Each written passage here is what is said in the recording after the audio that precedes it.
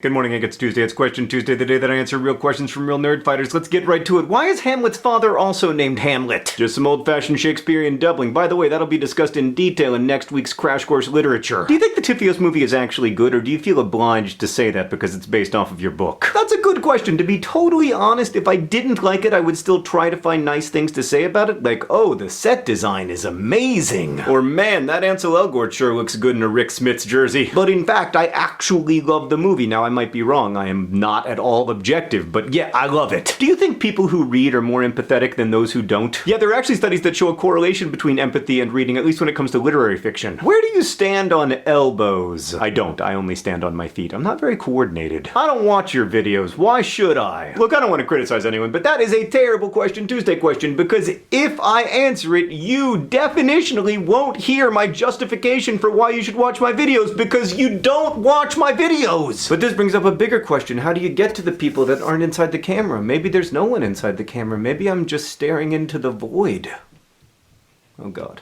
I feel an existential crisis coming on. Thoughts on the ocean? I don't know. The tide goes in, the tide goes out. What does it even really matter anymore? Are there more stars in the universe or grains of sand on Earth? Well, see, that's an interesting and beautiful question that makes me grateful to be able to apprehend the universe. Suddenly I've been lifted out of my funk! I think there are more stars than there are grains of sand on Earth. There are a lot of grains of sand! Anyway, you can find more info in the Do We Do. How are you enjoying participating in the art assignment? Oh, it's so fun. It's the most fun I've had in a long time. It actually reminds me of the early days of Vlogbrothers because there's this tight-knit community, like doing projects together and responding to each other's work. It's just really, really awesome. How excited are you for the Divergent movie in 2 weeks? I am already bought my tickets for opening day excited. What are your predictions for this year's IndyCar season? How did you guys find out that I'm a secret fan of IndyCar? Anyway, I think the Indy 500 is going to be won for a second time by Tony Kanaan, and I think the series title is going to go to Will Power, and yes, that is his real name. Can you say DFTBA in French? I can try. DFTBA.